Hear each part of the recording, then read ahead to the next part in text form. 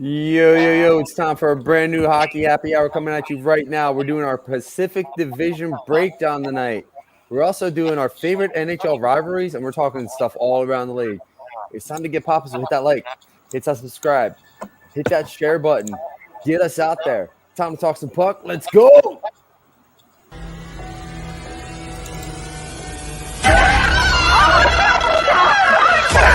Let's go!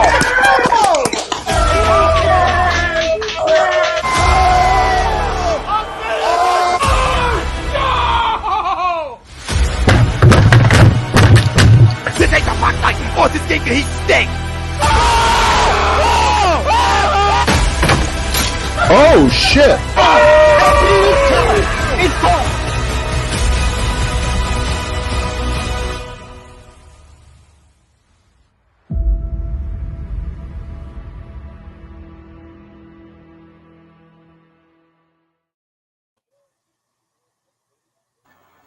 Welcome, ladies and gentlemen, to a brand new edition of the Hockey Happy Hour live on A2DRadio.com. I am Matt Sensuti, along with the Darkwing Brian Daly.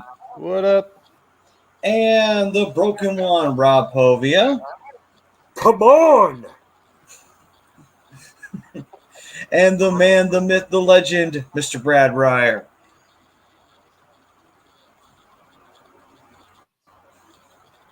He's a man of few words. Man, a few words when he speaks. He's not a douchebag like me that likes to interrupt the host.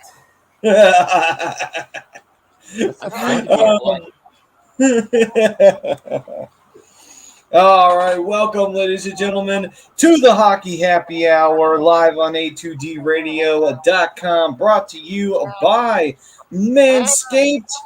You can get 20% off plus free shipping with the code A2D at manscaped.com. You can, once again, that's 20% off plus free shipping with the code A2D at manscaped.com. It's time to throw out your old hygiene habits and upgrade your life. Because you know what?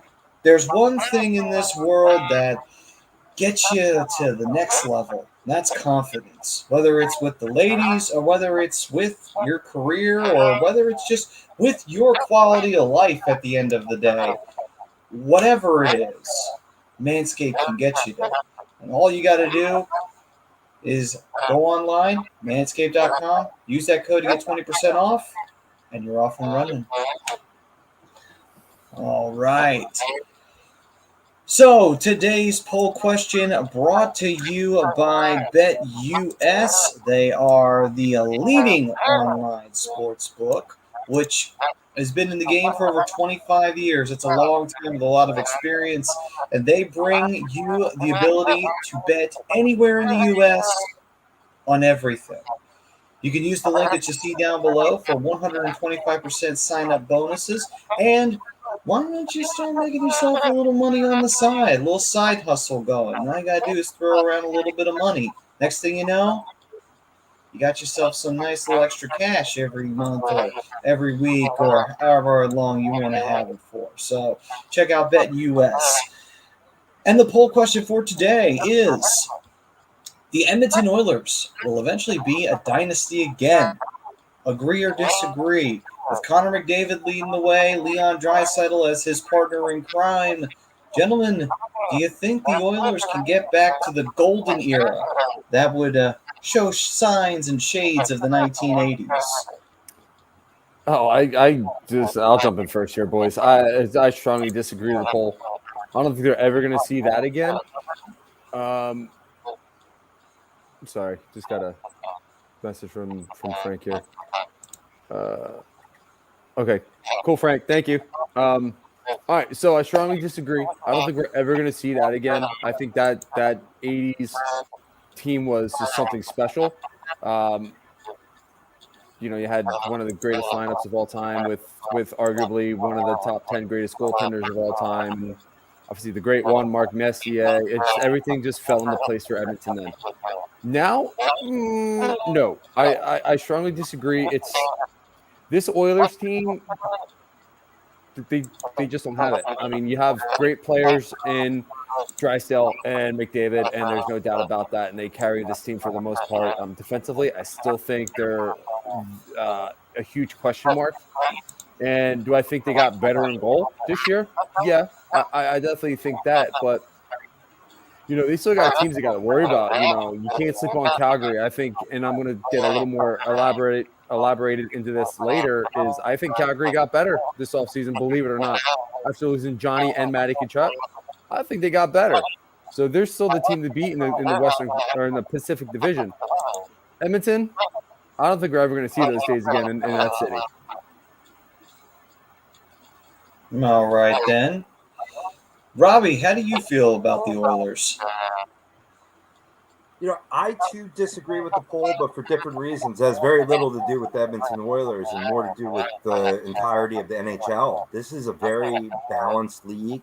There's a lot of parity in this league, and I just don't think it sets up for that dynasty run that we saw like in the 80s. The closest we've seen, and maybe I sound foolish coming off of the Lightning's run of fine seasons over the past few years, but they too are not a dynasty unless they come back and maybe win one more cup. It shows how tough it is in this league with how even the play is. So I'll disagree. I don't think any team's going to be a dynasty. All right, then. Brad, how about you? I disagree to the poll. And as far as the old Edmonton team, I mean, you can't compare what as good as McDavid and Draisaitl are, comparing them to Messier and Gretzky and Coffey and Fuhr, and you could go on and on. Glenn Anderson, Yari Curry. I mean, that team was just ridiculous. By the way, Pete Alonso should not break his back when he strikes out. That's very childish. Anyway, he's going through it right now. Yeah, well, I regress. In any event, Edmonton is not going to be a dynasty. They just haven't been able to solve their defense. I mean, Nurse just doesn't seem to. He's good, but doesn't seem to take the next step. And that's a problem. I do think that Kane is going to probably score close to 40 goals playing regularly left wing with McDavid and Draisaitl. I do believe that can definitely happen. I think Edmonton's going to win the division. I think they're going to win it fairly easily. But as far as being a dynasty, they've got a long way to go. When they get up against another team that can score, they can't. They haven't been able to stop anybody. And I like Soupy, Campbell. I like him, so he's gonna help. But some of the things they do defensively are so glaringly bad. I just wonder about them. I mean, they really need to shore up their defense in order to be like a threat to a team like Calgary. Or when they get into these tough defensive games. I mean, look at the playoffs last year when they played the Kings. When the Kings were able to play well defensively and kind of shut them down, they were vulnerable. And they got scored on. Now, obviously, the goaltending wasn't as good last year as we expected to be this year. But I don't know about them being a dynasty. They've got to at least get to the finals one time before we can even think about that yet. Whenever I see a bat snap, I immediately think of Bo Jackson, and they just put a graphic up. No, I agree with you, Brad. They gotta get to a finals first before we can even have this discussion. Yeah, they're good. I think they're going to win the division though.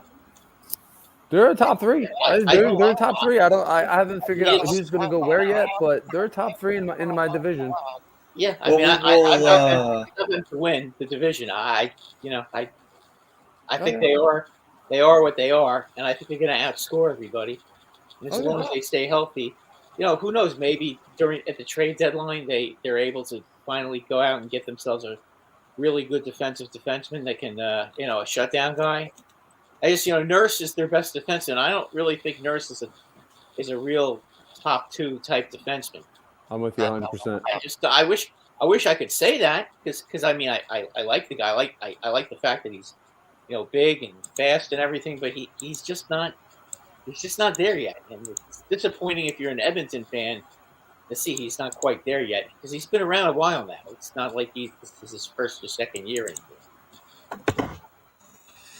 Well, we'll definitely see as Edmonton continues to move forward here. I mean, they definitely had their best playoff run in recent memory, getting all the way to the Western Conference Finals, winning the most recent round of the Battle of Alberta that was reignited, and getting out of a tough first-round series. We'll see if they can build off of that. But before we dive into the rest of our Pacific Division preview, take a look at what's going on with the fam here for a quick sec. We got Moira chiming in saying, let's fucking go, boys. Long time. Just wanted to say hi and have a kick-ass show with a fist bump. Thanks, Moira. Fist bumps right back to you. Let's see here. We got Tom chiming in. What's up, boys? What's up, Tommy?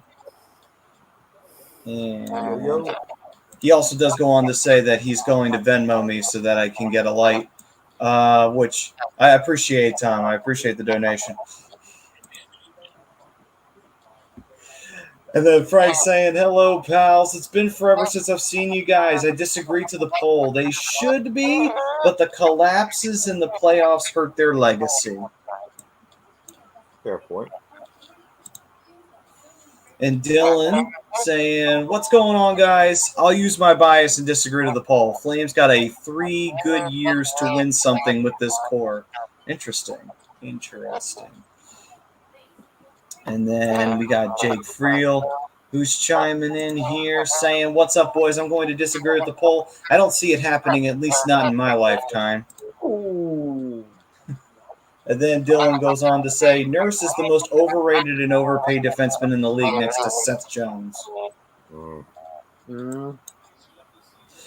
All right, then. So, with that taken care of, I think we can definitely jump into our Pacific Division preview.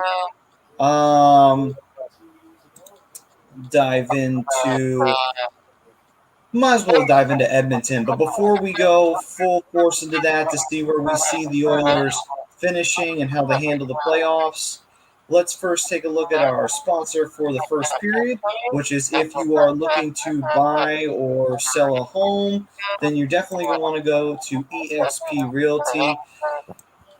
At the end of the day, we all sometimes in life want to upgrade. Sometimes we want to go and buy a new home or sell the current home that we have, or we have a change in career. Sometimes that takes us away from where we currently are. We want to get closer to it. Alan Foy's the guy to go to. eXp Realty LLC, 302-682-8820, or visit him at alan.foy@exprealty.com. If you're going to make that big step in life, do it right. Go to eXp Realty. All right, gentlemen. First period, let's talk about it. We have Edmonton in the poll question. We might as well address the elephant in the room. Do you see them piggybacking off of what they did this past year, getting to the Western Conference Finals and doing even better, possibly making a berth in the Stanley Cup Final representing the West? Or do you see them still doing well in the division? Or do you see a change happening where maybe they struggle a little bit in the season? Take it away. I'm going to cater to my Pacific friend over there, man. Why don't you start it off, Brian? They're figuring out things. All right. Well, Maddie, what's your take? For me, I would say with Edmonton, this is a team that is staying pat. I mean, obviously they're going to when you have Connor McDavid, Leon Draisaitl making the kind of money that they're making at the end of the day. The one thing that I think has been holding them back has been goaltending. Obviously, we all know that, Smith, not what he used to be. His best years were left in the desert. And when he came up to Edmonton, he wasn't exactly the same guy. Koskinen has been hit or miss. He's had some great games. Can't deny that. But he's also had some really bad games. And so it's kind of that you don't really know what kind of game you're going to get from him at the end of the day. Now, is that all Koskinen's fault? I wouldn't necessarily say it's all his fault. The defense isn't always up to snuff and isn't always up to par in Edmonton, and that does hurt them as well. If they can figure out the blue line side of things and get that goaltending situation taken care of, they have the offensive weapons. They do have some decent depth there.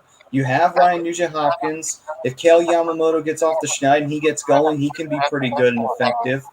There are really solid players.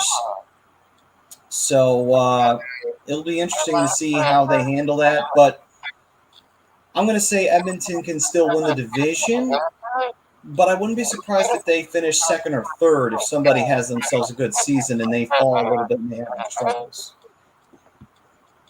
Right. See, I'm glad I wanted you to start off there, Maddie, because that's going to feed right into my biggest pro for the Edmonton Oilers in this division, and I think they have addressed that goaltending situation by bringing in Jack Campbell, a guy that's done it in this league.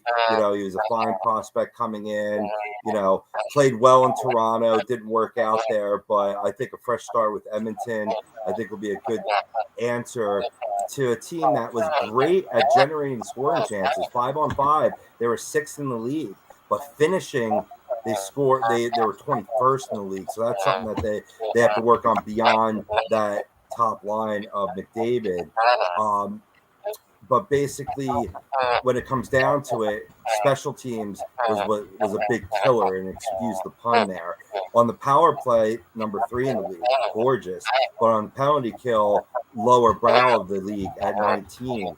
You know, you bring in Matthias Janmark, that's going to help out there a little bit. I see some improvement. I mean, you know, you talk about a team that was, you know, number 2 in the division, number 11 overall. I think they can improve on those standings.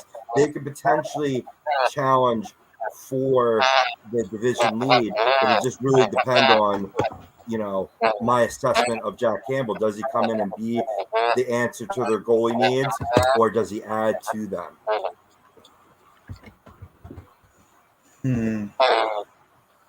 I mean, it'll be a tough test, you know, because I mean it's a lot to ask for to see if a goalie can handle that, you know.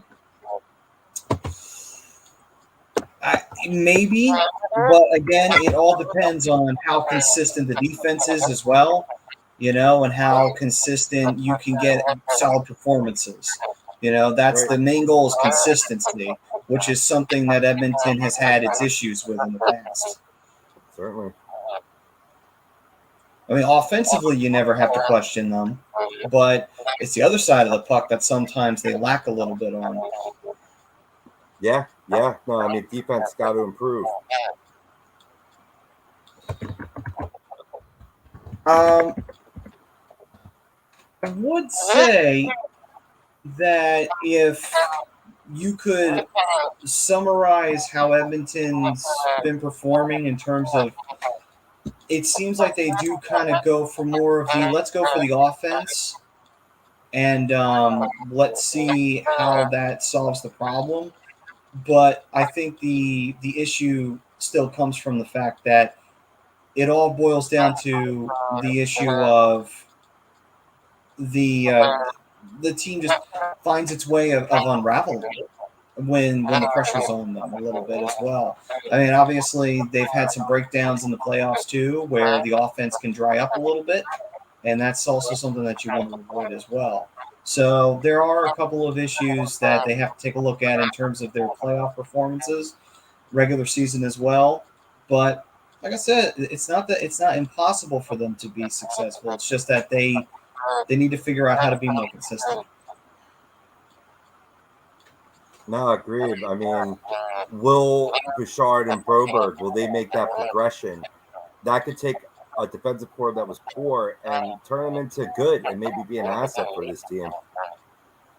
That's I mean, they've got to be better in their own end, and their penalty killing has to improve too. That's something that they've got to really make sure they work on. And you know what? It wouldn't be a bad thing if they let McDavid kill penalties once in a while, because you know, I mean, I get it that don't want it. That usually you don't put your top player, in that situation. But maybe they should reconsider doing that because it can't hurt.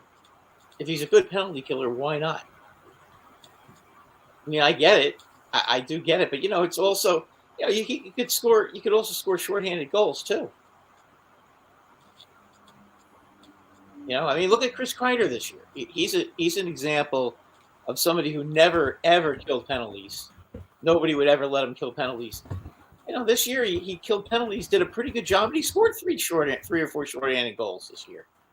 So what the heck, the thing about killing penalties is that a lot of times teams get a little careless on the power play, and that's just another opportunity.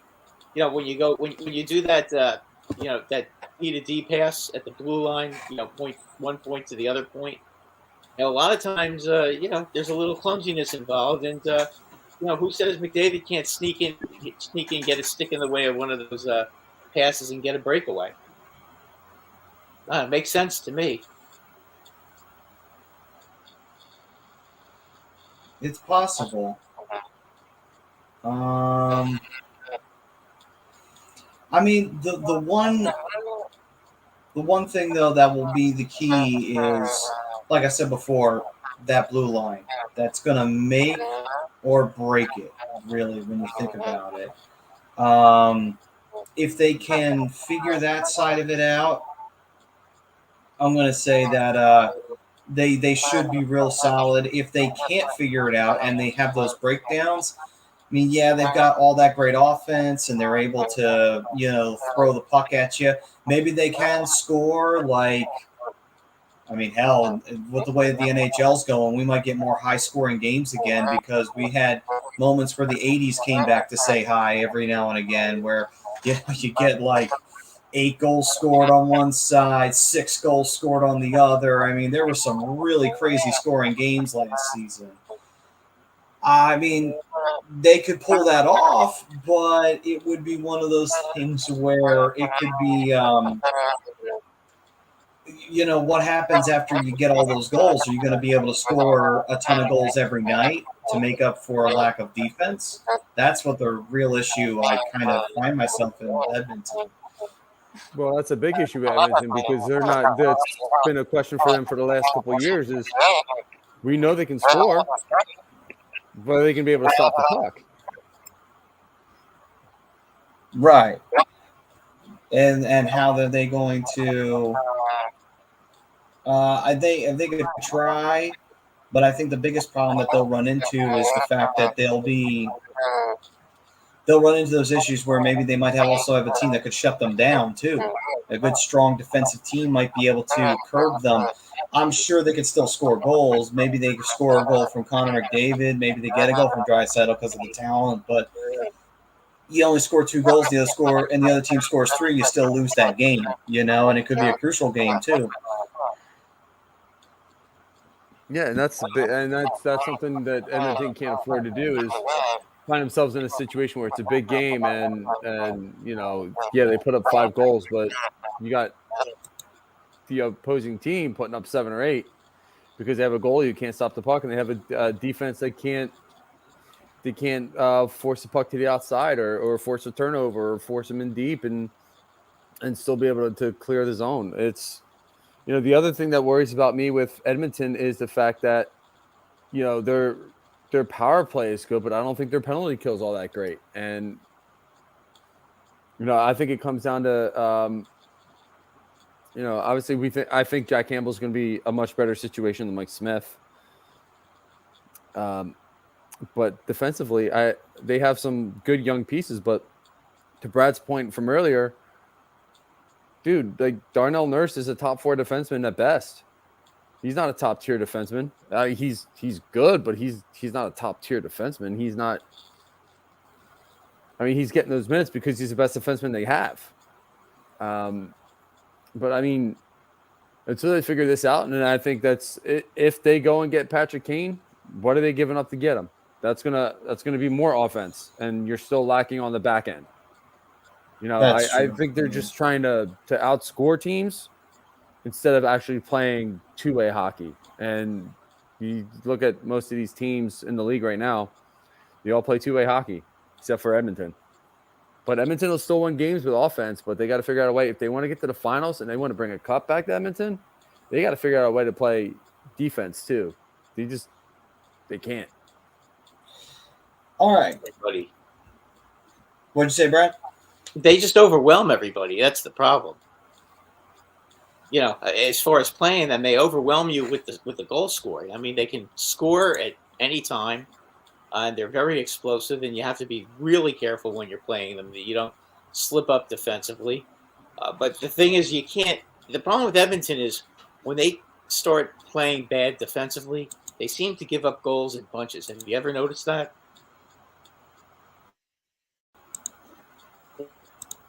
Absolutely, we've seen It'll that. be 3-3. I mean, I've seen that. You know.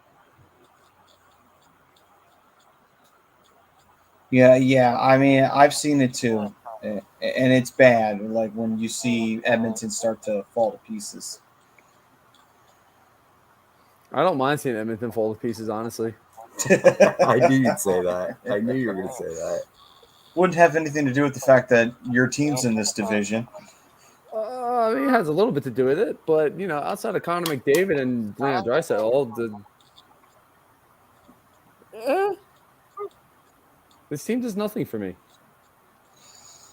All right, then. So, where do you see Edmonton finishing? First, second, third? Maybe they fall apart and go to wild card? What are you thinking? I have them in third. Okay. I think I'm high on Jack Campbell. I think they'll finish second. They didn't really lose too much in scoring prowess. I mean, taking a look at their departures, I mean, Zach Kassian, Mikko Koskinen. I don't think that's breaking the bank. Of course, Duncan Keith retiring, but that's on the defensive end. And Mike Smith. That could be a plus.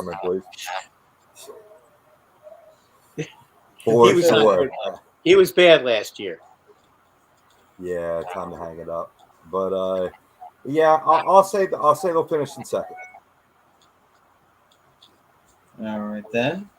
Brad, where do you see Edmonton finishing? I got them winning the division. I just think that this division right now is theirs to win. When we go into some of the other teams, I'll explain later. But I think Edmonton right now is the class of the division, and unless they have a tragic type of injury to their team, catastrophic issues on their team, I think they win the division as long as they're reasonably healthy. I mean, everybody gets injuries, but as long as it's reasonable, they'll be okay. All right, then. For me, I'm going to say that I think that this team actually, I still think they win the division. I think they take first place. I think if they stumble a little bit, they might wind up in second, but I think that really depends on a lot of the other teams in the division. Because we have to wait and see how Calgary's facelift went. We also have to see how we're going to get from Anaheim, who are building themselves up, and LA as well. Those are two teams that we want to keep an eye on this season. We also have to see what Vegas will do and see if they'll rebound after having missing the playoffs for the first time in their history, and see if they rebound well from that. So there's a few things to keep your eyes on in terms of Edmonton, but I still think that they could manage to pull off a division win. So I'm going to say they win the division. Yeah, gun to your head. Do they win the division, guys? I got somebody else. Yeah, but I was thinking. I'd be a little worried because I think they're going to win the division, but I honestly can't sit there with full confidence and say, oh, they're easily winning this division. it's going to be a test. Yeah, it's definitely going to be a tough test as we move forward. All right, so gentlemen, we move on from the Edmonton Oilers, and we now go to our next team in the Pacific Division, and that Pacific Division opponent. Oh, well, actually, before we jump off the Oilers, actually, Dylan did say Oilers are a team where goalies go to die. Devin Dubnyk left there and became a quality goalie. Same with Cam Talbot. Their last good goalie was Dwayne Rollison. There's a blast from the past. Yeah. All right, gents. So let's see here. On to our next on the list, and we might as well take care of the Battle of Alberta. We'll probably might be a little hint for later on in the show. Battle of Alberta. Let's go to Calgary. So lots of moves made by Calgary, and the big one that they did just recently was they did sign Nazem Kadri, but they also made a few other additions as well. Obviously, we all know they made that trade for Huberdeau.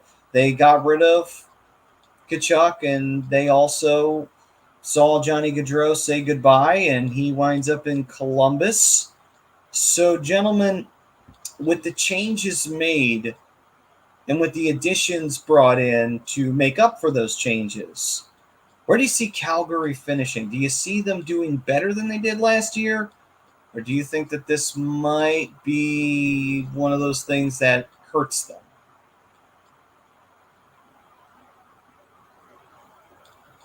I think the Calgary is going to be a big factor this year. I think they made some absolutely brilliant moves. I mean, for when you consider what happened to them, the way they recovered this offseason, and nobody has had more drama in the NHL with what's going on in the offseason than Calgary. You lose Johnny Hockey, okay? Then you lose. Then Tkachuk decides he's out, so you have to trade him. But meanwhile, they go and they bring in Mackenzie Weegar. We already know about Huberdeau, and then they sign Kadri. And let's be honest, this team defensively is very tough to play against. They're big, they're mean, they're tough, and they can score. And they are well balanced. And basically, last year they kind of just let Edmonton get away from them in the playoffs. Each game was kind of similar. The Flames were right there every game, and then Edmonton had kept having that moment on Calgary, and Calgary, is going to have to address that. I think getting Weegar really helps them. That's a situation where they were able to get a defenseman because, God forbid, he made a mistake against Tampa Bay, which cost them a game, and they let him go, which I think was kind of foolish in that trade. But they wanted Johnny Hockey, they wanted Tkachuk, so that's what they get. I think Calgary did an absolutely fantastic job in getting guys back and making sure that they're going to be contenders. And as I said, they're really hard to play against. I mean, they're big, they're mean. It's hard to get position inside on them. To get in front of the net. They're just a tough team, and Edmonton better be careful because Calgary is going to be loaded for bear. I'm sure they're not taking losing lightly to them last year. No, that's true. It's something definitely to keep your eyes on moving into this season. Bri, what do you think? Do you think Calgary has themselves a better season than last year, or do you think they made some changes that might hurt them? Oh, no. I think they're a better team now than they were last year. And I know that kind of sounds like a stretch, but, I mean, you could look at what they did. Yeah, they lost Johnny Gaudreau. Yeah, they lost Matthew Tkachuk. But look at what they gained. They gained John Huberdeau, who, in my opinion, is one of the top 12 players in this league. He's one of the top 5 playmakers in this league. You bring in Nazem Kadri, who's coming off one of the best seasons of his career and winning the Stanley Cup. Is Matthew Tkachuk and Johnny Gaudreau huge losses? Absolutely. But I think they rebounded really well, and they still have room to bring in another player, maybe a Phil Kessel. who's still available. I know Dylan and I were talking a little bit about that earlier. But in order to bring in Phil Kessler, you're going to have to make another move. Rumor is Lucic, Velimaki, who's a young defenseman, are rumored to be packaged together to be traded somewhere.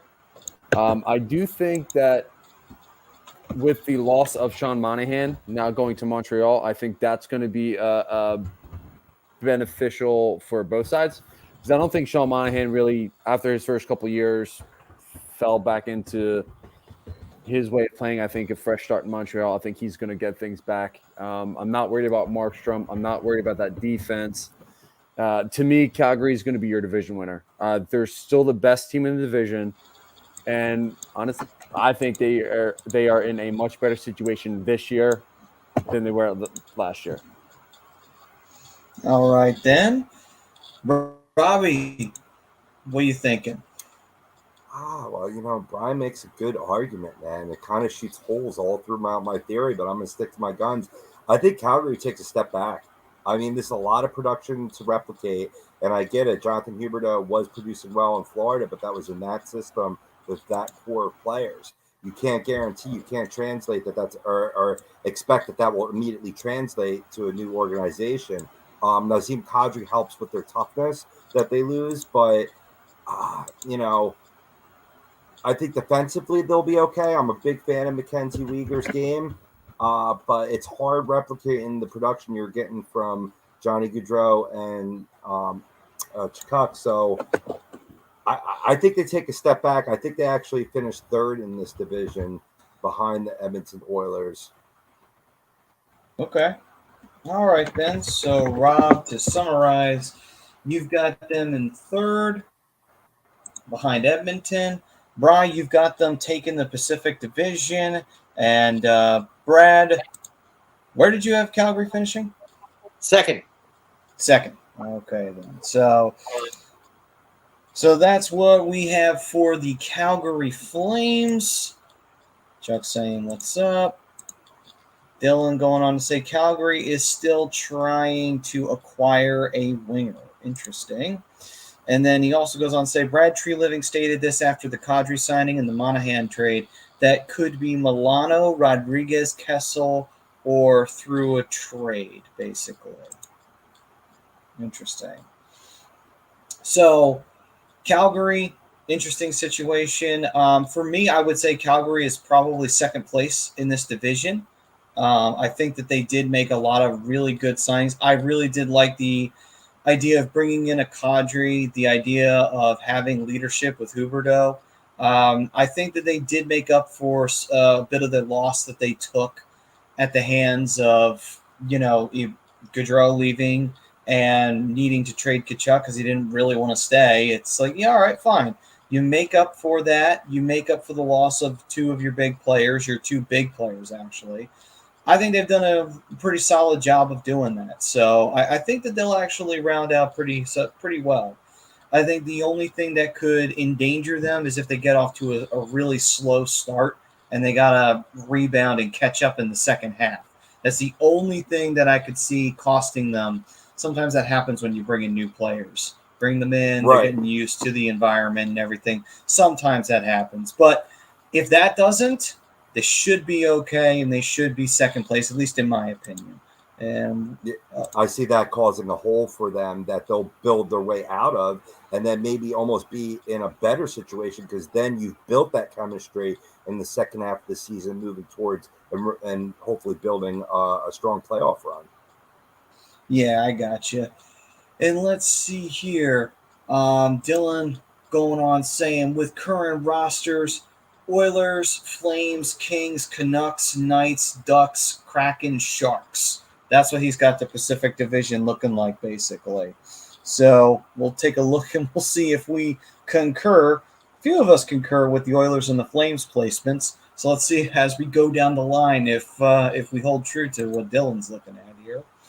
All right. So with that, we've taken care of the two Canadian teams in the Pacific Division. The Battle of Alberta is now covered. And now we move on to, let's just get them out of the way. Sharks, they're either going to be 7th or 8th. I don't even think we need to debate that. They are pretty much with getting rid of Burns, I think they're starting to realize, we gotta start turning this around. This isn't this team's not conducive for competition right now.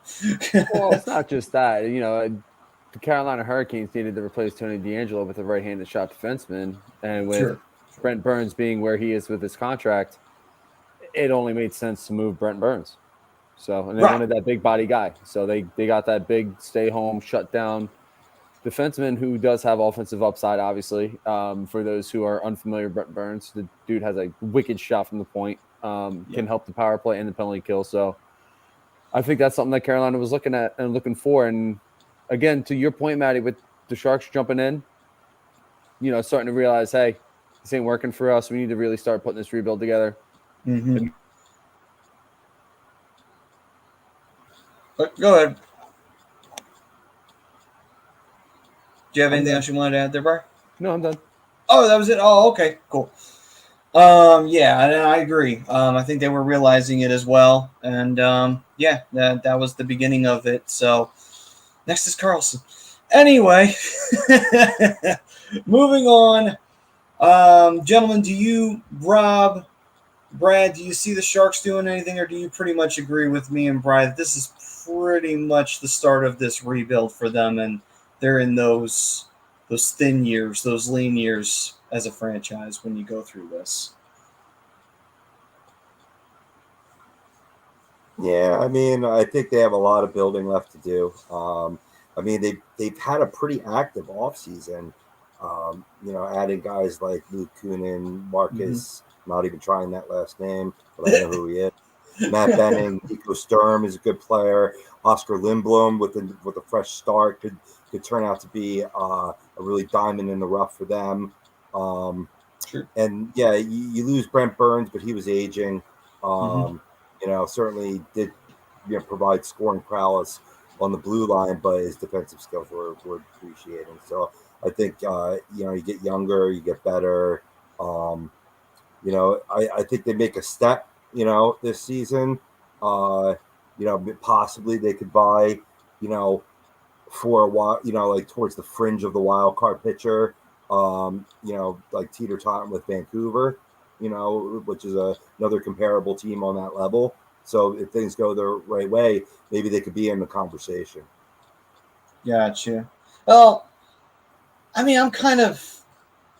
personally myself kind of hope that they don't do that. I was like, you know what? No, suck. I want them to suck just like the Flyers. Like, you know what? 0-82 it as well. It might be a bit of a conflict over with the Flyers with Bedard, but still, 0-82. Right. That's what I'm talking about. Anyway, Brad, was there anything you wanted to add for the Sharks? Well, here's the thing. They signed Hurdle to a long extension, and there's no question he is a world-class player. Timo Meier is still a really good player too. So they got a couple of guys that they can build around, but there's just a lot of guys that have to go before they can really start rebuilding this team. There's just like Logan Couture, he's slipped so much at this point. And they're still on the hook for him, and they've got a lot of bad contracts. Maddie, they got to get rid of a lot of contracts before they can really start building their team again. I understand. Yeah, that's going to be a problem. Listen, would I like to have Couture as maybe my third or fourth center? Sure, but right now that's about all he is on a good team, and he is way overpaid for what he produces now, and he's just one of the problems they have. I know I sound maybe like I'm picking on him, but I think he's one of the major issues they have right now, and they've got to. There's a lot of things they've got to do before they can really start building again. I think they would have been a lot better off trading Hurdle than keeping him now and going on and on and on with him. One shot to that knee, and one more knee injury, and you may never see him again. And Erik Karlsson, same thing. He's making all this money, and he's been injured so much that he's not even close to what he was when he was with Ottawa. No, I understand that. Now. Yeah, I understand that. Like he hasn't been the same since coming over to the Bay Area, and on top of that as well, with Hurdle, I think Couture, I think a lot of it is not only that. I think it's also the team around him. It's not the same as it used to be when, obviously when they were competing. I think what happened was 2019 fooled them. They thought that they were still really capable of doing a lot. And that run they went on in 2019, they didn't realize that was a magic run. And it's like, yeah, that was your last hurrah, actually. I think they fooled themselves into thinking that maybe we're still competitive and maybe we still got something left in the tank. And I think they're starting to realize, oh, shit, we doubled down when we shouldn't have. But, you have to start somewhere, and they started with Burns. So we'll see what they do from here. All right. From the Sharks, we move on. We'll take care of. Oh yeah, and Dylan did say Sharks not qualifying. Dallin was odd too. They probably just didn't like what they saw out of him. Dallin was there and he had some moments, but I don't think he did anything to light the world on fire. So I think that was one of the reasons why they were kind of comfortable moving on. Now on to the next team we have, and that would be. Let's talk about the expansion boys. Let's talk about the Kraken. So. They had their expansion year, the regular expansion year, the year where you're a bad team and you get treated as such. People do victory laps on you. The Kraken, though, did show some fire and some fight in them. I can't say that they rolled over and played dead, but they're an expansion team. They're going through their woes. It is what it is. It's what happens. The Knights are the exception, not the rule. So, gentlemen, going into their second season in NHL history, how do you see the Kraken faring this year in the Pacific Division?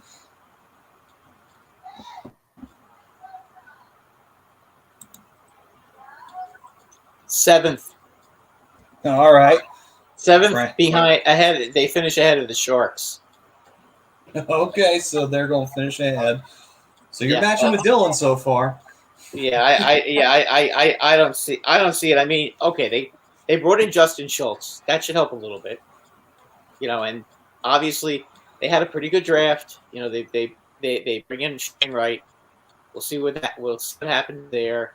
They were able to make a couple of moves this off season, so they look a little better on paper, and we'll see what happens. I mean, one thing we all know is after Tanev got hurt, that team completely fell apart. They were pretty competitive until then, but it seemed like after he went down, the whole team just sagged.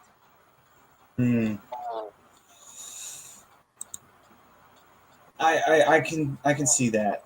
You lose toughness, leadership. It can happen, and I think that doesn't help anything when you lose a scoring touch on top of it. Bri, do you see the Kraken doing anything better this year, or do you see them just kind of hovering down there at the bottom? I mean, I think they're going to kind of be par for the course here. I don't think they really got any better, but I don't think they got any worse either. You went out and you signed a couple big free agents. You got Oliver Bjorkstrand from Columbus in a trade. You got Andre Burakovsky via free agency. A couple good players brought in here. Matty Beniers is going to be making his NHL debut next year, more than likely. So you're going to get a lot of scoring from him. And to Brad's point, you bring in Shane Wright, and he's probably the best all-around playmaker in the draft, and obviously the best player in the draft. But due to, we'll just say, personality traits, he fell to 4. So we'll see how that goes. And if he really does have those personality traits and he wants to play with a chip on his shoulder, I think he's going to be a very dangerous player, which could make this a very dangerous team. But my only big question with this Seattle team is their back end and their goaltending. You bring in Martin Jones on a 1-year deal. You have the Philip Grubauer, who claimed to be a starting goaltender, but I don't think his numbers were good enough last year, obviously. And then you bring in Chris Dieringer from Florida in the expansion draft, who I don't think was really much better or worse. But if the defense can be better in front, I think we could see this team make some noise. Because I know on the front end they're going to score some goals. It could be just a situation like Edmonton where can they stop them? Can they get the power play going? Are they going to be able to actually convert on penalty kills? I mean, these are questions that we got some answers to last year, but it's such a small sample size with this organization and some of these players playing together that I think this year, I think we're going to see a little bit more of what the Seattle team is really going to be about this year. And I do think they finished 7th. But I think this Seattle team, I think we're going to get some more answers on what this team's identity is going to be coming up this year. Robbie, how do you feel about the Kraken? What are you thinking? Well, piggybacking off Brian's point, I mean, Grubauer, he wasn't just bad. He was the league's worst goaltender last season. I think what he had, like an 890 save percentage. I mean, this was the big acquisition for this team that, you know, you're signing a good goaltender coming off a nice run that he'll keep your club in games until you start building up around him. And instead of becoming part of the solution, he was part of the problem. So you got to figure he's got to be better. You know what I mean? Like, I'm not saying a world beater better, and you bring in Martin Jones to back him up, and I dig that. I don't think it'll help, but maybe it'll at least maybe push him a little bit. This team their scoring is too mediocre. I mean, Bukowski and Bjorkstrand will help Brian, absolutely. They'll help improve that forward core, but this is a team that, you know, as we were talking about before the show, it's a couple of years away. You know, could I see them finishing dead last again in the division? It's looking that way. Like I said, Grubauer is a question mark. Ultimately, I think they could finish if he plays like he could. They could finish as high as 6, but for now, I got him at 8. All right. So hovering down there at the bottom, the Seattle Kraken and the San Jose Sharks. Okay, so we've taken care of them. Let's. Oh yeah, actually, I tell a lie. We did not cover all of the. Canadian teams. I tell a lie. Poor boy, man. Here I am, just skipping over one of the teams that everybody loves and everybody cheers for in the playoffs roll around because they never seem to win anything, and everybody would just be so happy for them to win one, and that's the Vancouver Canucks. So we might as well finish it off this time. Let's talk about the West Coast darlings themselves, the Vancouver Canucks. Gentlemen, this is a team that's been trying to rebuild and trying to pull itself together with some youth. Hasn't always panned out for them at the end of the day. They did have that great run in the bubble where they managed to eliminate the St. Louis Blues, the then defending Stanley Cup champs. And then they bottomed out there in the second round. But all the same, most people thought, okay, expectations through the roof. They could have a really good season moving into the Canada division. I'm sorry, the North division. It was basically the Canada division. But they didn't really perform all that well. Underperformed is probably the best way to describe that. Had another underperforming year. They got rid of Jim Benning. A lot has happened this season and the offseason and what have you. What do you think is going to happen with Vancouver this year? Do you think that they're finally going to get their shit together, or do you think that this is going to be another one of those years where you're just scratching your head wondering, when is Vancouver going to do something again? It's been a while.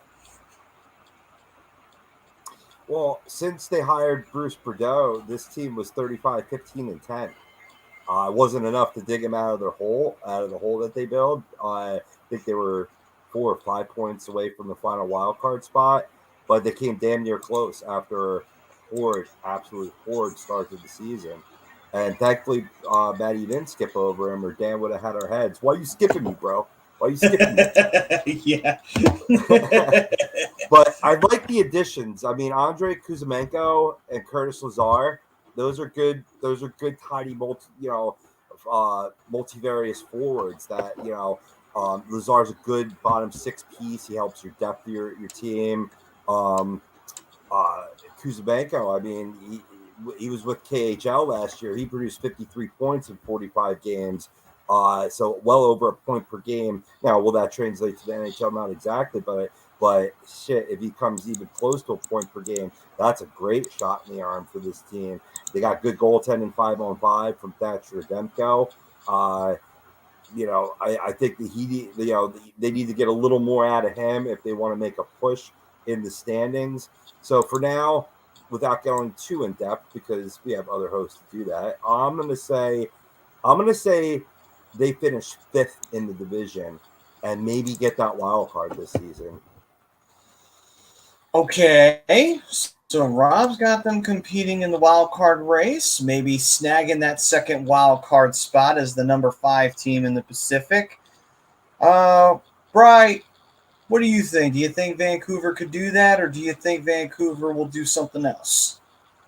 I think we're going to see a much better Vancouver team this year, and this is kind of what I was alluding to last week a little bit, saying that the Pacific Division isn't going to be as much of a pushover as people think. Because, you look at the back end, which is kind of, they had a ton of offensive issues last year. But if you look at the back end, he had Ekman Larson in his first year as Vancouver Canuck. Tyler Myers started to really find Tyler Myers again. Quinn Hughes was Quinn Hughes, so you're not really too worried about that. But on the offensive side of the puck, you go out and you make a couple signings, a couple under the radar signings, and to Rob's point, and I'm glad he brought him up. Andrei Kusemenko and Curtis Lazar, I think, are two really good bottom 6 offensemen that could really do some damage down low.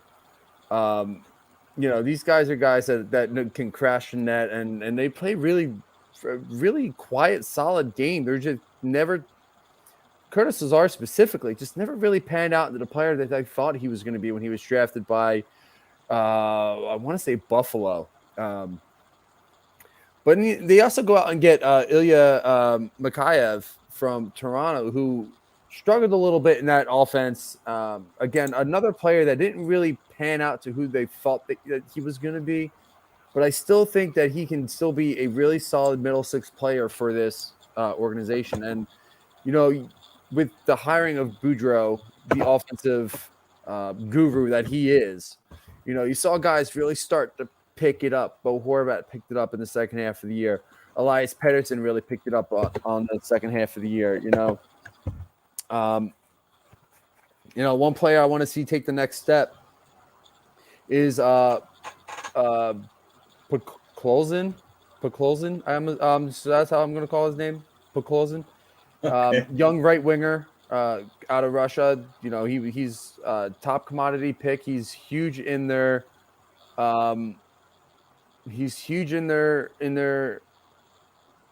prospect pool. So I'm not. I want to see him take the next step. JT Miller is a great leader in that locker room, and he's going to continue to be. So I can see this team. Well, and also the one guy I forgot is Brock Besser, who. Had a lot to deal with this season off the ice personally. And, and I hate the way I'm going to put it. It's going to sound terrible. But now that situation is done and over, he can get back to playing his game. And I think you're going to see a huge season out of Brock. And I agree with Rob. I think you're going to see this team push for a playoff spot. But I think they wind up finishing 6th in the division. Okay, so you have them finishing 6th. Do you have them causing any kind of frustrations in the wild card race? Oh, absolutely. I think they're going to be. I think they're going to make some noise. Ultimately, I think they fall short because I think there's a couple better teams ahead of them. All right, then. Hold on a sec. Got Priz chiming in. What's up, boys? I'm still at work, but checking in with the best in the business. Y'all gorgeous goons. You beautiful brutes. Throwing up the devil horns. Love it. And then try to stay awake when I get home to chime in. You got Priz. Love you, man. Love you, Priz. Of course, as always, Priz. Love hearing from you. Brad, your turn. What are you thinking about the Vancouver Canucks? I think they're going to come in 4th, and they're going to make the playoffs. They were a completely different team when Bruce Boudreau took over the team. I mean, they picked it up and they played well.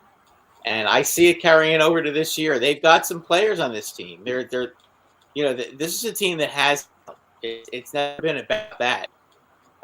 They just for whatever reason they haven't put it together. But Miller had a great year last year. I mean, he did everything you could possibly ask of him. He scored more than a point a game.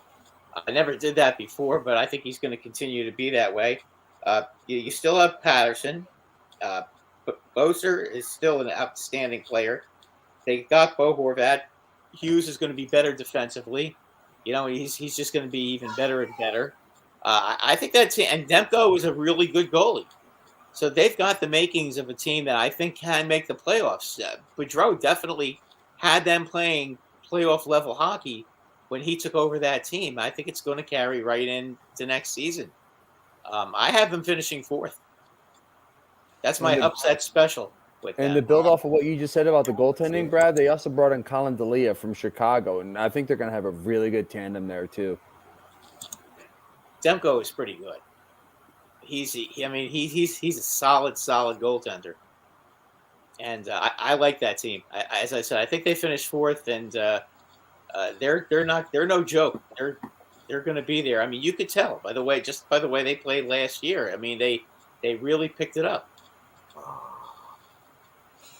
All right, so Vancouver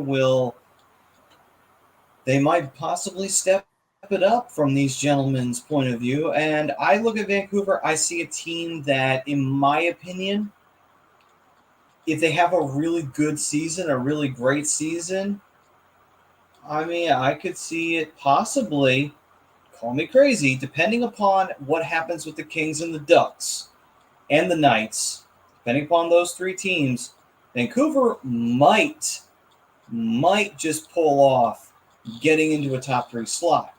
That is if they're having a great year.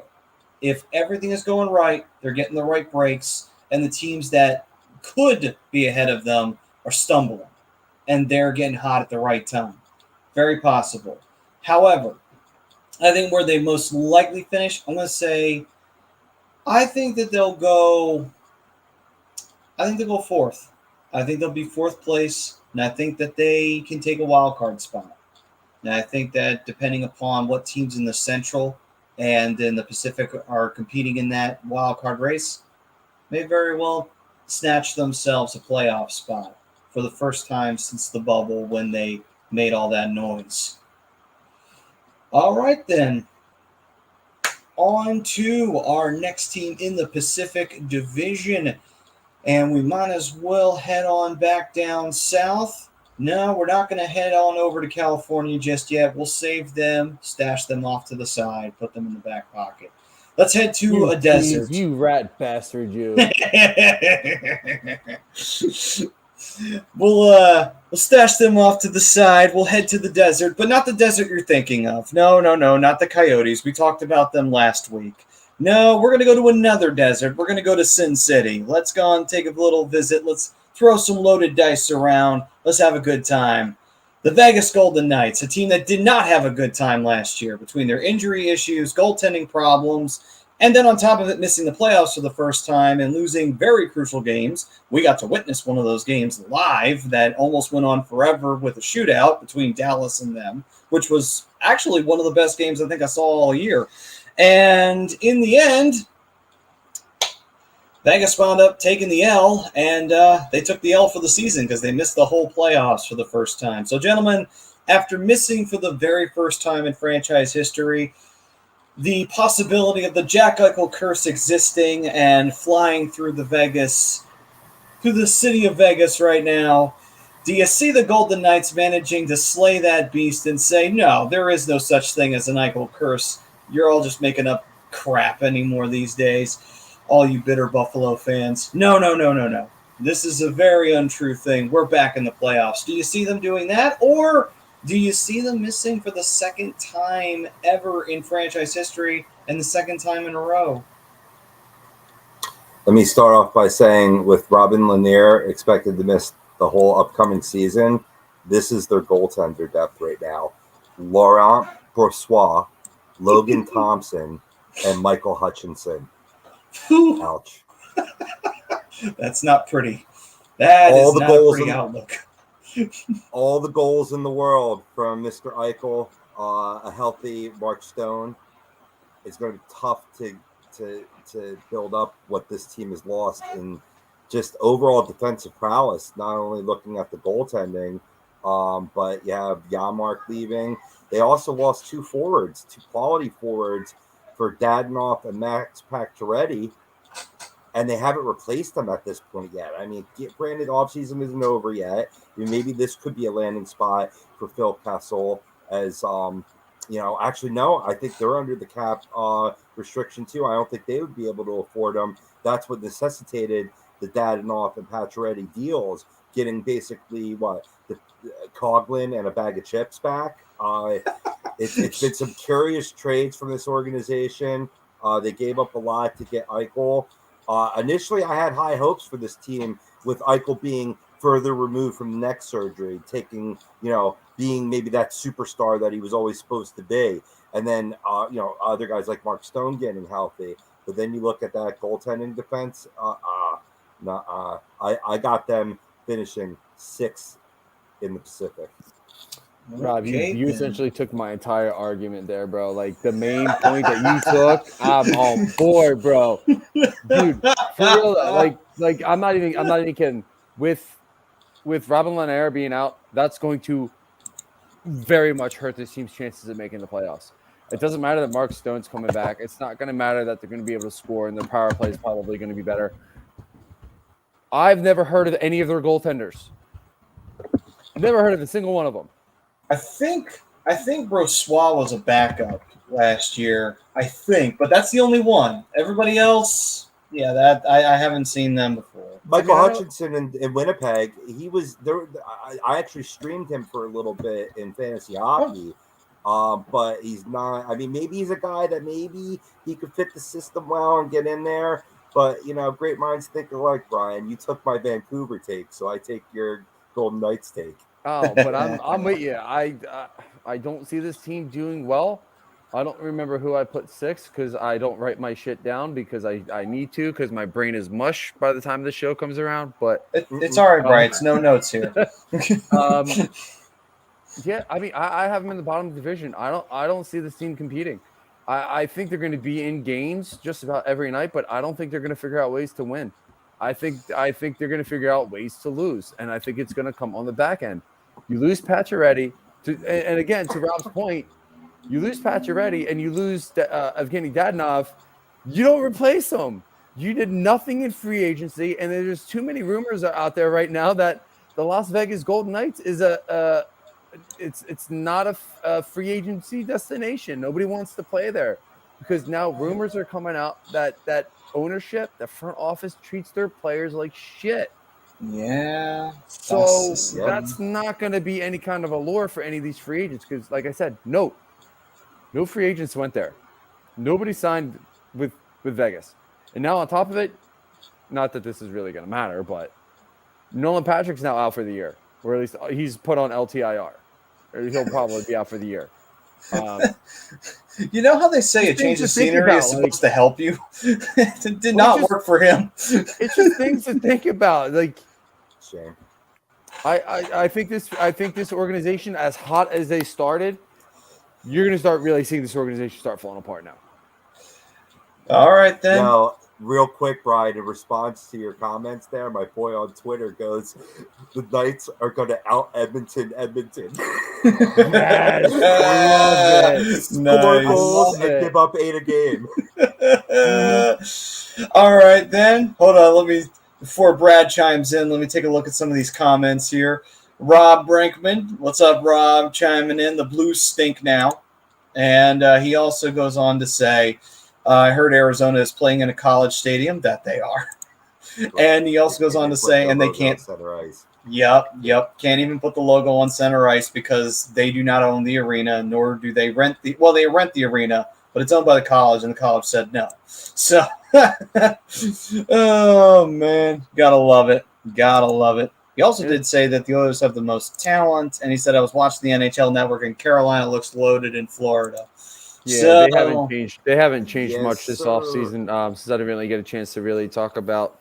Oh, we're gonna get into Carolina a little bit deeper next week, but I mean with Florida, they're not hurting. They're not hurting at all. And Carolina is a quietly loaded team. They are a very quietly loaded team. Mm-hmm. Okay, Brad, take away. What do you think about the Knights?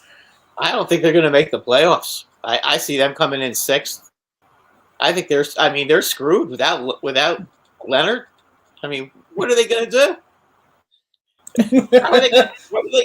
They had to get rid of two good players because they don't know how to handle their cap correctly. So they actually had to give up draft choices just to get these guys out of off their team. And now they have this issue with Leonard. He can't play for this season. What are they going to do in goal? I mean, you talk about mismanaging your team. These guys completely effed up their team. I mean, it's unbelievable. What a clown show in Vegas right now. I mean, it's got to be the clown show of the NHL. They're not quite as bad as the Coyotes with what they did to their team, but they're definitely in the same stratosphere right now. I mean, how in the world do you take a good team like that and just completely mess it up with the salary cap and now this with Leonard? I mean, who's going to be their goalie? They're going to have to make a move, and who are they going to trade? I'm warming up my glove hand right now. I might get the call. Everybody's made their moves already. You know, all the goalies have been traded or taken out. You know, I mean, they're either traded or they've signed with somebody. I mean, I just don't know. What are they going to do? I mean, there's always an under the radar guy that's gonna pop up out of nowhere, and they'll probably have to make a move for him. But yeah, they're gonna have to make a move for goalies sooner than later. Well, Prism says Eichel's suck-ass curse continues.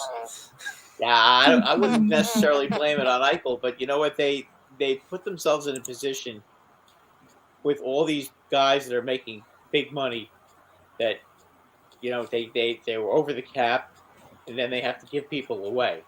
And you don't want to have to do that. That's something that's going to set you back, and they've done that. They're going to set their franchise back a couple of years now if they don't figure out what they're going to do in goal. Because that situation now is a big mess. Yeah, they went from the headline show to the sideshow. Yeah, you're right. On the script. Right, and I'll say this: I think what ultimately killed Vegas, and this is ironic. You know what killed them? All of that early success that they had as a franchise. They didn't win a cup, but boy, all that success went to their head very, very fast. And they started wheeling and dealing big time, try and snag themselves that cup. And not only did they not pull that off, they lost twice to teams they shouldn't have lost to in the conference final in the equivalent of same. And now they missed the playoffs for the first time. Whew. That's a cautionary tale of, yes, it's exciting when your team is doing great right out of the gate, but you also got to manage successful teams a lot better. There's cautionary tales all throughout the NHL history with that, and this is one of them. Cautionary tale. Do not overbid. You will pay a very heavy price, and that's exactly what's happening to the Golden Knights right now. So, the Golden Knights, for me, I'm going to say they missed the playoffs. I think that they are going to finish, I would say they'll either finish sixth if they have a decent year. Maybe they finish fifth. But I think they would finish fifth and still not get the wild card spot. It would go to a central team. So in the end of the day, I would say the Golden Knights missed the playoffs again, and it'll be a second year in a row of them missing. So, oh boy, we're going to find out how big a fan are you in Vegas, because you might just be watching your team enter into a bit of a valley period, and they're going to have to figure out how to get themselves out of it for the first time. Time to test this organization's mettle, so let's get ready for it. All right, so while Vegas straps themselves in for what will be possibly one of the earliest dark periods in franchise history, turn our attention further west. Time to go to the West Coast. It's time to go to Southern Cal. And now that we're in Southern California, we all know which team we're going to save for last. So let's talk. Time we get to SoCal. Hey, listen, I was saving it for you. Let it all just build up inside of you so you can let it all burst out here at the very end. I hear that'll attract flies.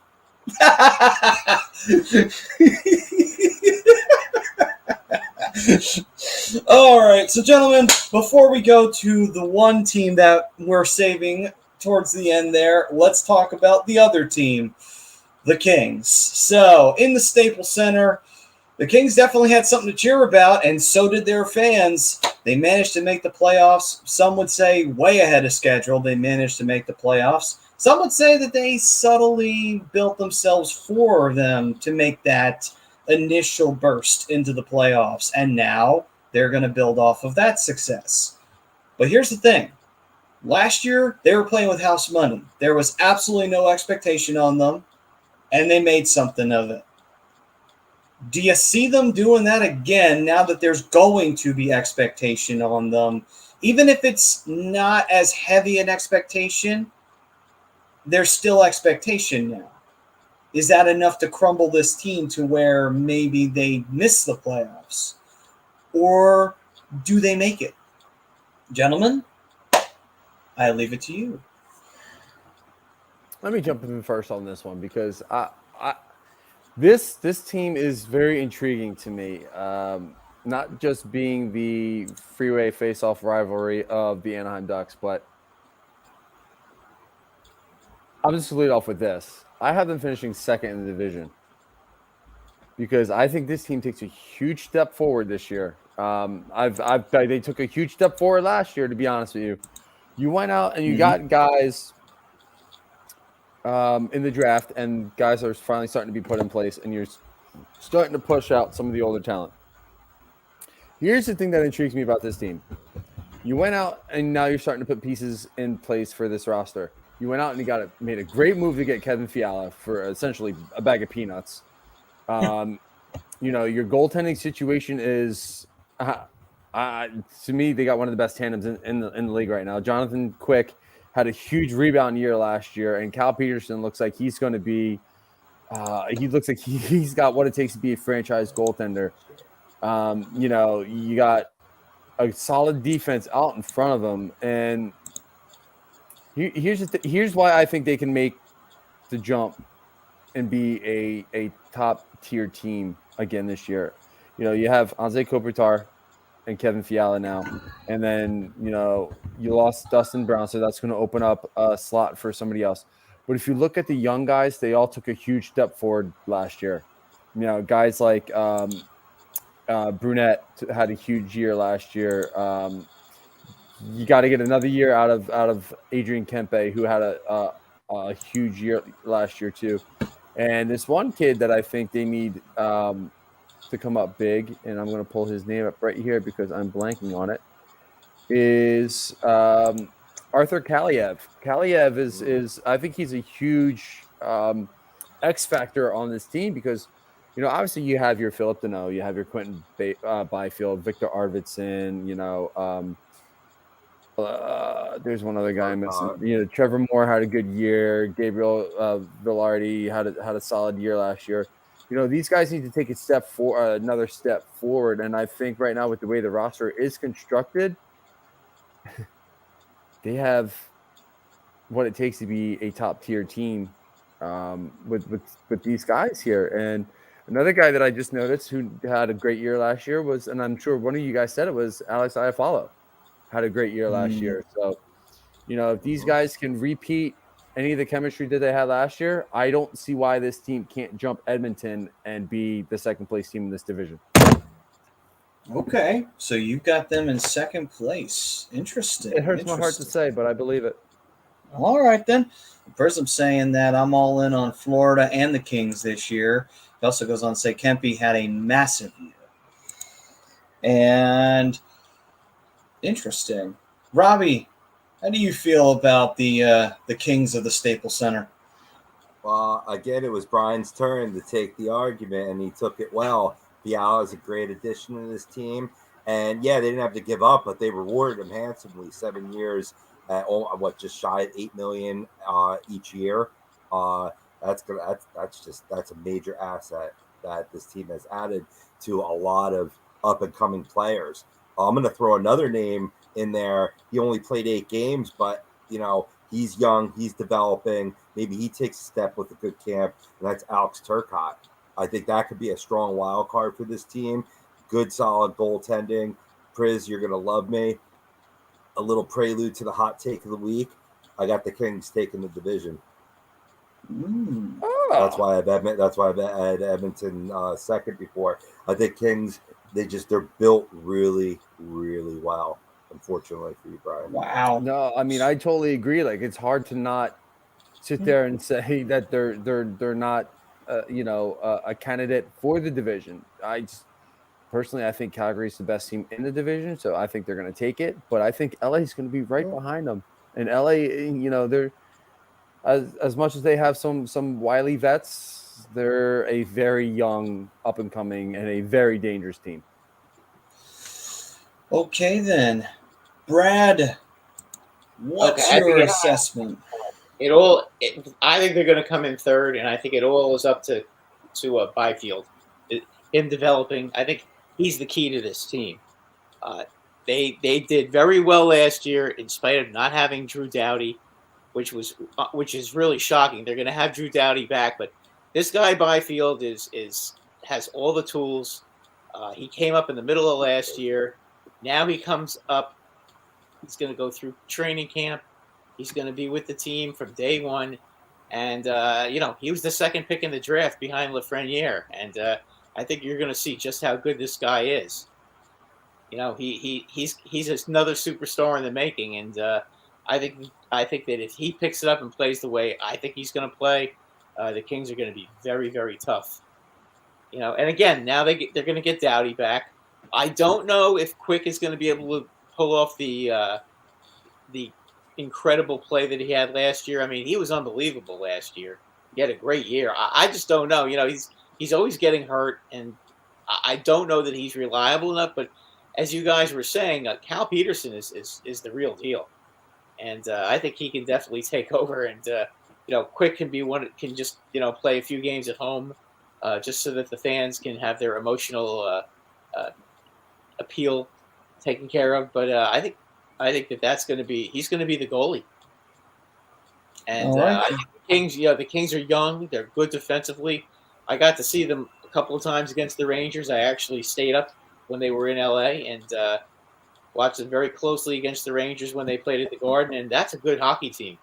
That is a real good, tough hockey team. And they gave Edmonton fits. They were able to clamp down on them and shut them out. That, to me, is all you need to know. I mean, they last year they got into the playoffs, got their feet wet. This year, I think they make it and they do some damage. All right, then. Third place, gotcha. So third place there from Brad. Rob's believing they're taking the division. And Brian, you had them in second place. And Priz throwing out saying, I was saying I'd take Byfield number 1 in that draft. That size and speed would be too infringing for me to have passed on.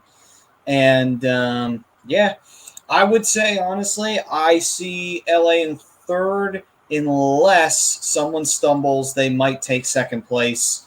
I think that possibility is open for the Kings this year, either second or third place for them. And they'll definitely be in the playoffs for a second year in a row. So on to our final team, the team we've been waiting for. That, of course, you know what, guys? I don't know if we got time for that. I think we should move on from this.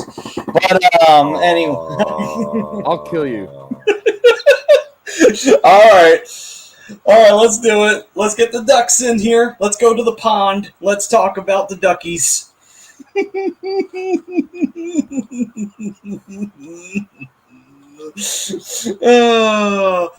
All right, but your head isn't. You don't have a head anymore. You're just a talking HUD logo. Right. It's a tough cross to bear, but I bear it. Hashtag buy this man a lamp. That's all right. he's Tom's got gonna give it the money covered. to get a goddamn lamp. He's been mowing me. It's all right. It's covered. All right. So put it down as a I got company two, expense. dude. I'll ship you a lamp. I got 2 sitting in my goddamn closet that I can't use. I'll ship you a lamp. Oh. All right, Brian. I might actually. They're still in the box and everything. Well, if you want to send it, I'll take it. I'm gonna need $575 for each lamp, though. Oh, wow. Okay, then. Well, these better be like made out of solid fucking gold. Oh, they are. It's not like they're brass or anything. They're gold. Oh, good. At least they're nice. All right, then, Brian. Take it away, my man. Anaheim. I'm very excited for this season. They took a huge step forward last year, despite where they finished in the division. I love what they did this offseason, went out and made some moves. I didn't expect Verbeek to go out and make those kinds of moves. Brought in John Klingberg, Frank Vetrano, and Ryan Strome, making moves to start pushing for a playoff spot. Ultimately, it's gonna a lot of pressure is gonna be on some of these young guys here to take the next step forward. You have Adam Henrique returning. You need to have a solid season out of him. Silverberg needs to get healthy and back in the lineup, and he's got to get back to being his 20-25 goal scorer. Defensively, I think they're going to be much better. I have no concerns about Jonathan Gibson.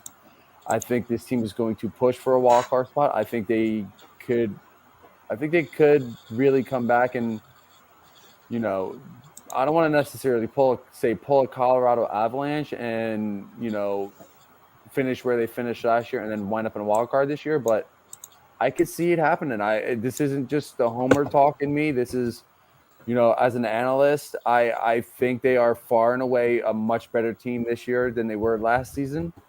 And, just they got to clean up the special teams a little bit. I thought they were a little sloppy on the penalty kill a lot last year and a little too streaky on the power play. But if they can find ways to find some consistency on the special teams, I have no doubt in my mind this team can finish 5th, possibly 4th, and be in a wild card spot. All right, then. Robbie, what do you think? Well, I wanted John Klingberg back. I thought that was a good if the Flyers were going to add anybody, that would have been a solid add. But then they got D'Angelo, and I respect that, and I think that move will pay off. But Klingberg, he's declined 5-on-5 defensively. There's no doubt about it. But he also got a shit ton of ice time with Dallas. So maybe if he's just one of a cog now, and he could stay fresher within the season, maybe you could see that improve.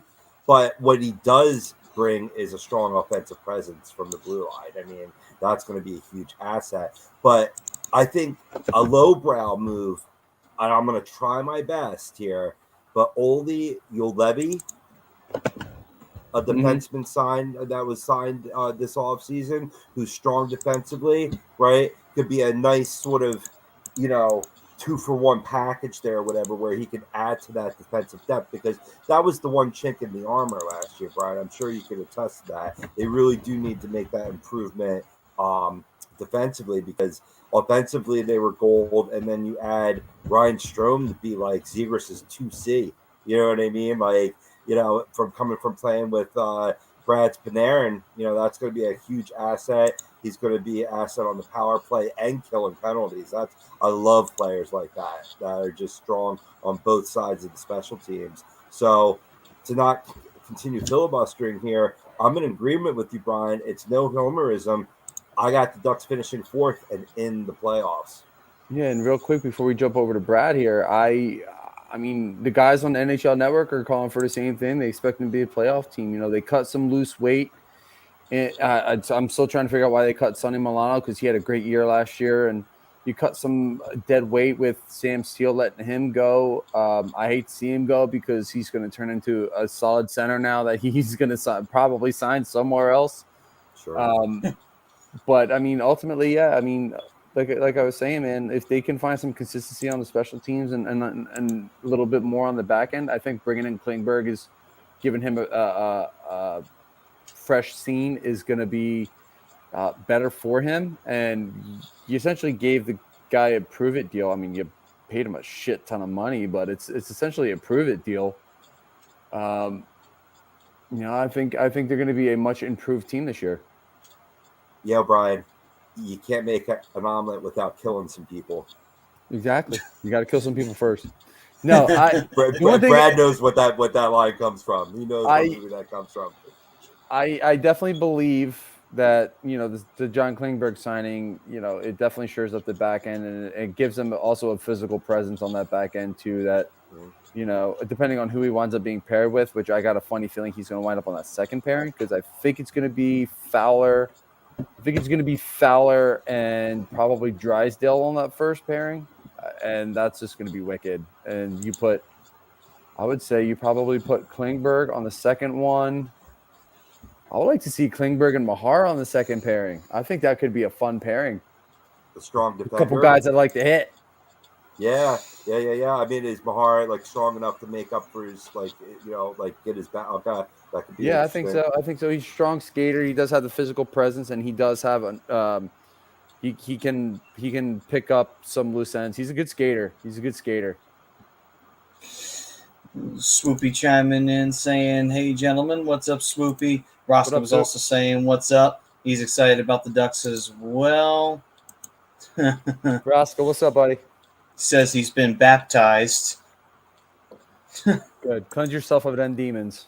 I think I need to be baptized again. Yeah.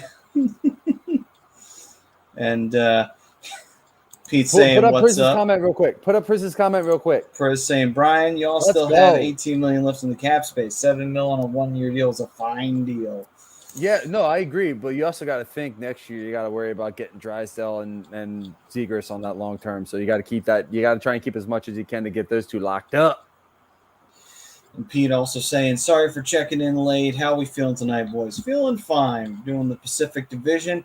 Bry's feeling like he's got himself a winner out there in Anaheim. So, things are looking up for him. They need a 35-pound trophy over their head for me to really be a believer. But, Pete, it's all good, brother. I hope everybody's doing good. Hope the wife is doing all right.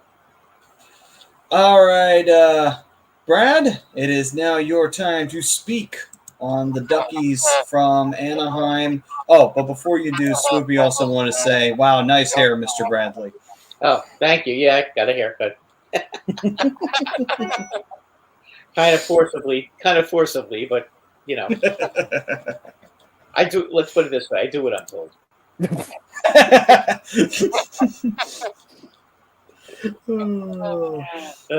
Anyway, I think that the Ducks are going to end up battling Vancouver for that fourth spot.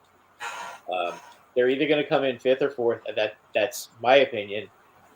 They're good, and they've got some real good young talent, and the maturity level of this talent will dictate whether they're able to sneak in the playoffs. Remember, the other division is pretty good too. That's a deep division, and that unfortunately could be the undoing for the Ducks. Is teams like the Nashville and Dallas. I think that they could be the undoing for them. No, for sure, because they're a bit more mature. Yeah, no, for sure. Those are the teams, and Vancouver. I think those are the three teams that they're going to have to pay a lot of attention to. I think if they can somehow get themselves into the playoffs this year, the growth of the organization will be unbelievable, because that's really what they need. They need to get into the playoffs. Or if they don't get into the playoffs, if they miss it maybe in the last game of the season or something along those lines, that this is what they need. They need to grow now. They're at a point where they've laid the groundwork. I like their defense, but Fiala for nothing is just he's a good player. I like him. I don't really understand why Minnesota was so anxious to get rid of him. I mean, I know he's making some money. They couldn't afford him, yada yada yada. But you know what? They should have figured out something else, because I think they made a mistake getting rid of him. That's a nice pickup for Anaheim, and I've always been a fan of Cam Fowler. He's always been one of my favorites. I think Jamie Drysdale, good defenseman, can score a little bit. Good puck mover. think you guys got yourself a pretty good little team down there in Anaheim now, and at this point, I could see them making the playoffs. But again, it's going to be tough. Vancouver is growing too. I think they might just be a little bit ahead of them right now, but it could be just end up being a situation where who's ever healthier this season could end up being the playoff team. And again, it's all going to depend on them, Nashville, Dallas, and Vancouver. No, I totally agree with you. Those are the four teams that they'll be battling for those last two playoff spots, and they'll be right in there. They have to stay healthy, and Gibson needs to play well consistently. Seemed like he was a little up and down last year, and he's got to straighten that part out. No, I agree, and a lot of that's going to come from the defense in front of him too. And to jump on Drysdale real quick, just to add on to what you were saying. The kid skates, and he skates really, really well. There's a lot of times last year where I watched him going coast to coast with the puck and then skating as quick as he can coast to coast to break up a 2-on-1 odd man rush, something like that. So the kid's filthy. He's dirty, and he's starting to show why he was the best defenseman in his draft.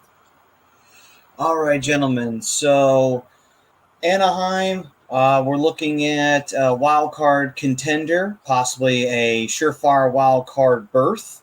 It will be a very heavy competition in the Pacific Division for that wild card slot, or maybe both wild card slots. The Central teams might have something to say about that, but we'll see as the season will pick up. But that pretty much takes care of the Pacific Division.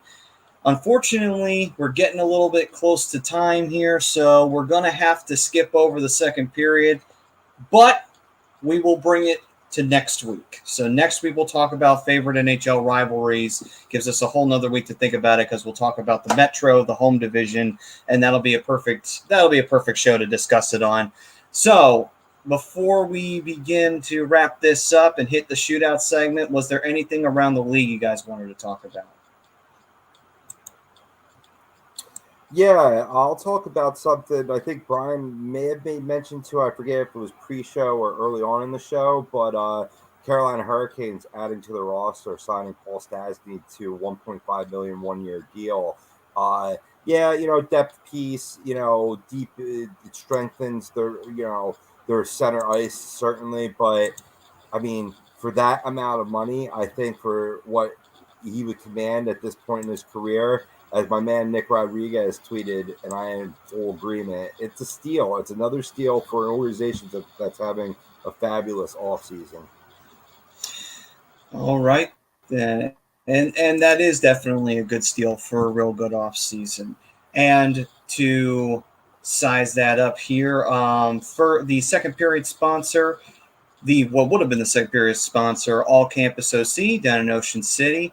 Go take a look down there if you're in Ocean City, New Jersey, to get yourself some of that gear. Get 20% off of your subscriber. So go take a look down there, All Campus OC. All right, then. And along with that, with Around the League, third period sponsor, FanUp. If you're looking to get into fantasy sports, great way to do it. They have daily NFL contests. They'll have NBA, NHL, and what have you. You use the A2D code to get 5,000 bonus points for $50 value.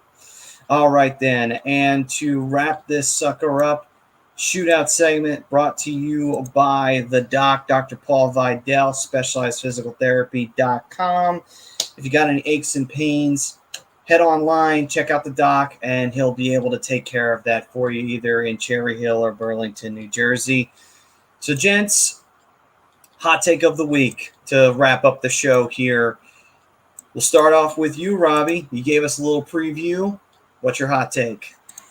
Straight up, Kings win the Pacific Division. I love LA, at least in that sport. All right, then. And, Bride, what you got for a hot take?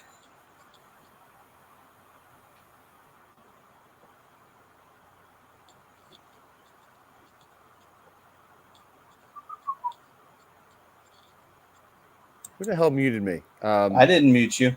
Somebody muted me. I didn't mute myself. I was looking up at It the was so ceiling. hot. It was so hot. YouTube muted you. Yeah, apparently somebody muted me. It wasn't me. The hell? I'm glad I looked down. I was looking up at the ceiling for a second. Since we're talking about the Pacific Division, I'm going to go out on a limb. I'm going to say he's not going to win it, but I think Trevor Zegras is going to wind up a MVP candidate. Finalist, I'm going to say finalist. I'm not saying he's going to win it yet, but I'm saying he's going to wind up being a finalist. All right, then. All right. What's going on, Don? What's up, Dave? Don. Double D. All right, then. Brad, what's your hot take? The Calgary Flames are just, I can't express how incredibly good they were at recovering from what could have been a horrible situation this summer. And I'm just incredibly impressed with the way they've recovered, and good for them. I mean, that's a great story this summer, because you know what, that could have been really ugly down there. Oh yeah. Who knows? They could have maybe saved the franchise and kept it in Calgary with these moves. I mean, I think it was that important that they were able to pull those two moves off with getting rid of Kachuk and getting the right players to replace him, and then going out and basically stealing Kadri from the Islanders, while the Islanders were trying to figure out who they were going to trade so that they could sign him.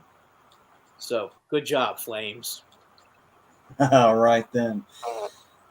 And my hot take will be, if the Kings make the playoffs, they go to the Western Conference Finals. They make a run. So that will be my hot take of the week. And that will take care of the Shootout segment. And that was, of course, brought to you by the doc, Dr. Paul Vidal. Take a quick look here at the fam here, see what they got going on. Swoopy saying, will JT Miller get traded before the season? I don't think so. I think if he was going to get traded, it would have happened by now. It may be in the trade deadline, but that'll depend. Then Swoopy also said, do you guys expect Patrick Kane to get traded? I think we've all talked about this to the point we're thinking more trade deadline at this point for Patrick Kane, not before the season begins. I mean, I see it before the deadline, honestly. I think they're just waiting for the right deal. I don't think it's going to be before the season, though. Gotcha. Yeah, I don't see it happening. I mean, it just depends on who's competing and who's not competing at that point, and whether or not they want to make that investment with Patrick Kane, and maybe you do. Maybe you see yourself competing and you want to get over the hill, over the hump. You want to go with Patrick Kane? All right, go with it. I mean, he's definitely going to help somebody out, and I think it's going to wind up being either Dallas or Edmonton that winds up getting Patrick Kane. It's not. Yeah, I could see that possibility happening. I could see it. What were you saying, Brad? Does Edmonton have enough cap space to make a move like that? I mean, I can see Ryan Nugent-Hopkins going the other way. Yeah, if they did that, I guess they could probably put him in. So Ryan Nugent-Hopkins is making what, $7 million a year now? Something like that. Yeah, somewhere in that ballpark. Yeah, and Chicago could retain $2 million. They would do that. All right. I know it would make Chris happy if he went from Chicago to Dallas. Yeah. Oh yeah. He doesn't have to take him out of his fandom. Right. Speaking of Priz, his look is Kings 1, Flames 2, Oilers 3, Ducks 4. That's what he's looking at. So that would be interesting. Similar to what we all had. Yeah, and then he's also exactly what I had. I was like, dude, is he looking at my notes? Because I'm all notes. I'm no notes. You might want to check behind that curtain behind you there, Robbie. Yeah, right. You might just be there. Prism also goes on to say Mason McTavish will stomp a foothold into the lineup once he comes up. He's a captain, and he plays like it's like my personal goat, Taves. And you know what's funny? None of us even mentioned him in the tournament that he had. Holy shit. I'm excited for this kid. Yeah, it's definitely going to be a big deal right there. So let's see. And Pris was also saying, my hot take, Ottawa to the conference finals. Woo! That would be crazy. see Ottawa in there. That would be crazy. And you know High what? hopes. Hey, yeah, definitely high hopes. I would be rooting for Ottawa too, just because Giroux's on there. But I would definitely be backing them, whomever they would be facing, especially if they had to draw someone that we can't stand, like say the Rangers. But I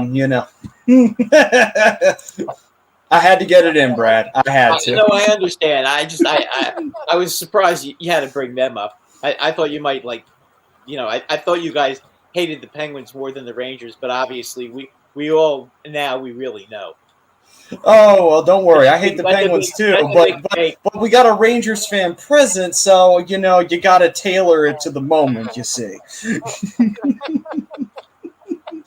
Okay.